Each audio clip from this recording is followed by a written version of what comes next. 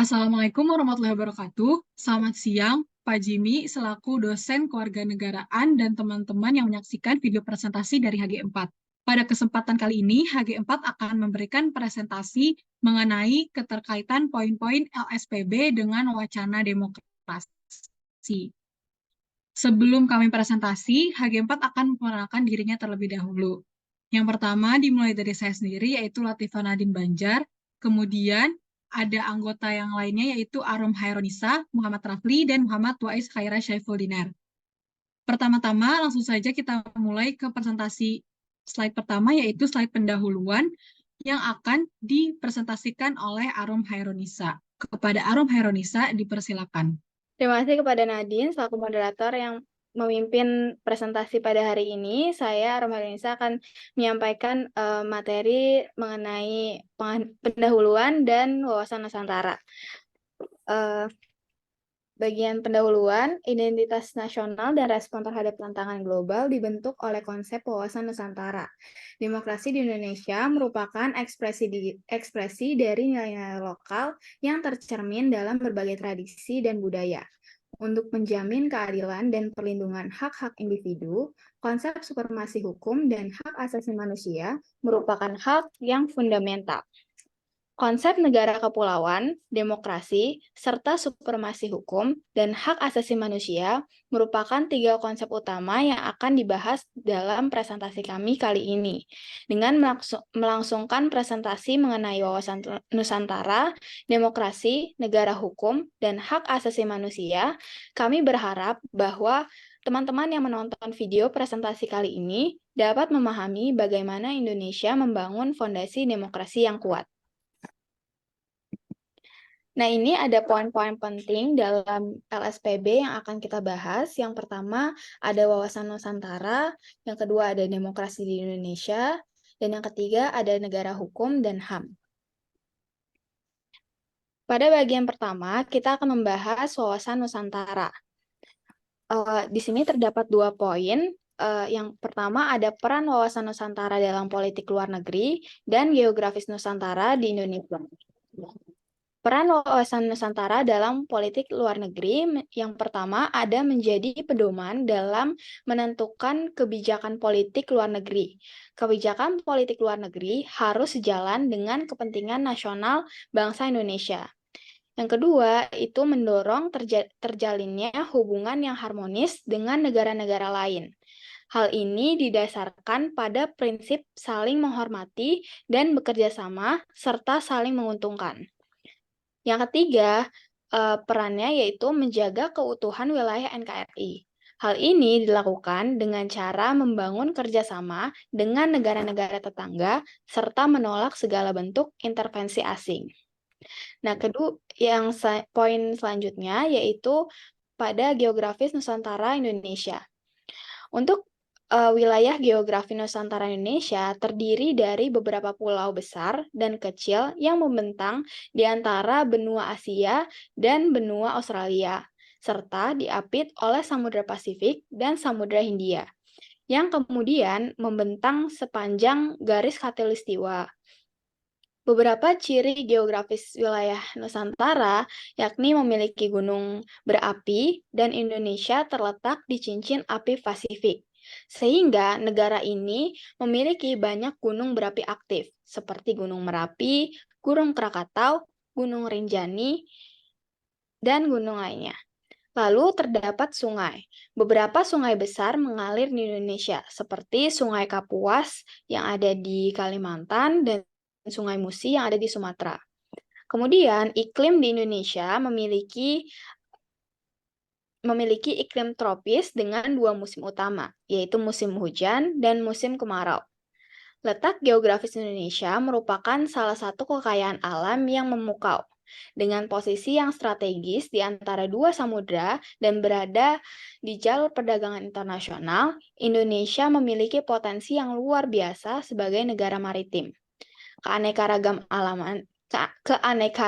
alamnya, mulai dari gunung-gunung tinggi hingga lautan yang indah, memberikan fondasi bagi kehidupan yang beragam di negara ini. Sekian presentasi dari saya kembalikan lagi kepada moderator. Terima kasih Arom Herunisa. Yang berikutnya adalah kita akan membahas slide mengenai demokrasi di Indonesia. Slide tersebut akan dipresentasikan oleh anggota yang bernama Muhammad Wais. Kepada Muhammad Wais dipersilakan untuk presentasi. Terima kasih kepada Latifah Nadine Banjar yang telah membuka sesi presentasi pada siang hari ini. Mohon izin saya mempresentasikan tentang demokrasi di Indonesia. Nah, yang pertama itu ada sejarah demokrasi di Indonesia. Yang kedua ada perkembangan sistem demokrasi di Indonesia. Yang ketiga ada prinsip-prinsip demokrasi di Indonesia. Yang keempat ada partisipasi masyarakat dalam demokrasi. Dan yang terakhir tantangan dalam demokrasi Indonesia. Nah, selanjutnya kita akan membahas tentang sejarah demokrasi di Indonesia. Sejarah demokrasi di Indonesia ini dimulai pada awal abad ke-20. Saat Indonesia masih mengalami penjajahan oleh Belanda dan pemikiran demokrasi modern dari Barat sudah mulai masuk ke Indonesia. Selanjutnya, perkembangan sistem demokrasi Indonesia dimulai dari beberapa tahap. Yang pertama, tahap ke-1. Tahap ke-1 itu meliputi seperti kemerdekaan dan awal Orde Baru di tahun 1145 sampai 1966. Yang kedua, proklamasi kemerdekaan di tahun 1945. Yang ketiga, konstitusi pertama 1945. Yang keempat, era demokrasi liberal dari tahun 1950 sampai 1957. Dan yang terakhir, pemberangkusan demokrasi yang dimulai dari tahun 1957 sampai 1966. Lalu tahap kedua yaitu Orde Baru yang dimulai dari 1966 sampai 1998. Di tahap itu meliputi kudeta militer di tahun 1966, yang kedua stabilitas politik dan pembangunan ekonomi, yang ketiga dui fungsi ABRI, dan yang terakhir amandemen UUD 1145 yang dilaksanakan pada tahun 1983. Dan yang tahap terakhir yaitu reformasi dimulai dari tahun 98 sampai sekarang. Di tahap ketiga ini meliputi krisis finansial dan reformasi pada tahun 98. Yang kedua, amandemen UUD 1945 pada tahun 1999. Yang ketiga, era pluralisme dan otonomi daerah. Dan yang terakhir, pemilu demokratis yang dimulai dari 2004 sampai sekarang. Yang ketiga, kita akan membahas prinsip-prinsip demokrasi di Indonesia. Yang pertama, kedaulatan rakyat. Yang kedua, pemerintahan berdasarkan persetujuan rakyat yang diperintah. Yang ketiga, jaminan hak asasi manusia. Yang keempat, pemilu yang bebas dan adil. Yang terakhir, kesetaraan di hadapan hukum. Selanjutnya, kita akan membahas partisipasi masyarakat dalam demokrasi. Di antaranya memberikan suara dalam pemilihan umum, menjadi anggota partai politik, berpartisipasi dalam pemantauan terhadap kegiatan pemerintah, berpartisipasi dalam aksi sosial untuk mendukung perubahan tertentu, dan yang terakhir program pendidikan politik. Nah, yang terakhir kita akan membahas juga tentang tantangan dalam demokrasi Indonesia. Yang pertama itu pastinya terbatasnya hak kebebasan berbicara. Yang kedua, perbedaan agama dan budaya. Yang ketiga, ujaran kebencian terhadap kelompok minoritas. Yang keempat, ada sikap intoleran. Dan yang terakhir, banyaknya kasus pelanggaran hak asasi manusia. Mungkin sekian yang dapat saya sampaikan. Selanjutnya, saya kembalikan kepada moderator. Terima kasih Muhammad Wais telah mempresentasikan slide demokrasi di Indonesia. Yang berikutnya itu ada pembahasan mengenai negara hukum dan HAM, dan juga nantinya ada keterkaitan antara LSPB-LSPB yang sudah dijelaskan. Nah, slide tersebut akan dipresentasikan oleh anggota yang bernama Muhammad Rafli. Kepada Muhammad Rafli dipersilakan untuk memaparkan. Baik, terima kasih Latifah Nadine selaku moderator pada hari ini. Prinsip negara, hukum, dan HAM di Indonesia memiliki beberapa contoh. Prinsip sendiri memiliki beberapa bentuk seperti supremasi hukum, di mana setiap individu dan institusi termasuk di negara itu tersendiri tunduk pada hukum yang berlaku. Setiap individu memiliki hak yang sama di mata hukum tanpa adanya diskriminasi. HAM mencakup hak-hak sipil dan politik seperti hak atas kehidupan, kebebasan berpendapat, hak dan hak untuk mendapatkan keadilan yang adil, serta hak-hak ekonomi, sosial, dan budaya lainnya. Nah, penegakan hukum sendiri berarti prosedur hukum untuk mencegah pelanggaran, melindungi keadilan, dan menghukum mereka yang melakukan tindakan ilegal. Baik penegakan hukum maupun hak asasi manusia diperlukan untuk menjaga keadilan dan kemanusiaan dalam masyarakat. Penegakan hukum berarti bahwa negara harus melakukan hak-hak untuk menjamin keadilan dan ketertiban. Sementara hak asasi manusia berarti bahwa negara harus melindungi hak-hak dasar setiap orang tanpa adanya diskriminasi pada saat melakukan penegakan hukum. Keterkaitan antara LSPB, upaya untuk membangun pemerintahan yang demokratis, adil, dan merata di Indonesia, terkait dengan ketiga LSPB ini, implementasi wawasan Nusantara berpotensi mendorong pembangunan yang adil di seluruh wilayah, sementara prinsip-prinsip supremasi hukum dan hak asasi manusia memberikan kerangka kerja yang memastikan bahwa kebijakan dan tindakan pemerintah berada dalam batas-batas yang adil dan sesuai dengan norma-norma hukum. Konsep-konsep LSPB tersebut saling berkaitan dengan membentuk suatu kerangka kerja yang lengkap untuk membangun pemerintahan yang demokratis, adil, dan merata di Indonesia. Konsep-konsep ini bekerja sama untuk meningkatkan keberagaman supremasi hukum dan perlindungan HAM di Indonesia. Baik, terima kasih kepada Muhammad Rafli telah memaparkan presentasi yang membahas tentang negara hukum dan HAM serta keterkaitan antara ketiga LSPB tersebut.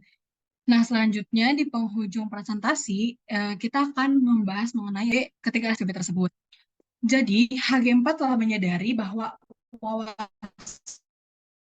Nusantara adalah identitas Indonesia. Selain itu, HG4 juga menyadari bahwa kerangka demokrasi di Indonesia itu diperkuat oleh adanya konsep wawasan Nusantara. Selain itu, HG4 juga setuju bahwa keberlanjutan demokrasi itu sangat erat kaitannya dengan prinsip-prinsip supremasi hukum dan hak asasi manusia. Nah, karena yang poin pertama itu, alasannya adalah karena mencerminkan semangat persatuan dan keberagaman. Poin refleksi kedua itu alasannya karena konsep wawasan Nusantara itu sejalan dengan prinsip-prinsip demokrasi yang mendorong partisipasi aktif seluruh masyarakat dalam proses pengambilan keputusan. Nah, poin ketiga alasannya adalah karena mewujudkan prinsip demokrasi memerlukan partisipasi dan keterlibatan masyarakat yang dapat diperkuat dengan adanya supremasi hukum. Lalu pada slide berikutnya, next slide. Pada slide berikutnya itu adalah kesimpulan dari presentasi yang telah HG4 bawakan. Nah, dengan menekankan persatuan dan dalam keberagaman, nilai-nilai wawasan Nusantara itu memberikan dasar yang sangat kokoh bagi pengembangan demokrasi. Selain itu juga, dasar-dasar supremasi hukum dan HAM menjadi dasar bagi sistem demokrasi. Dasar-dasar demokrasi juga akhirnya diperkuat dengan mengintegrasikan ketiga poin penting LSPB tersebut.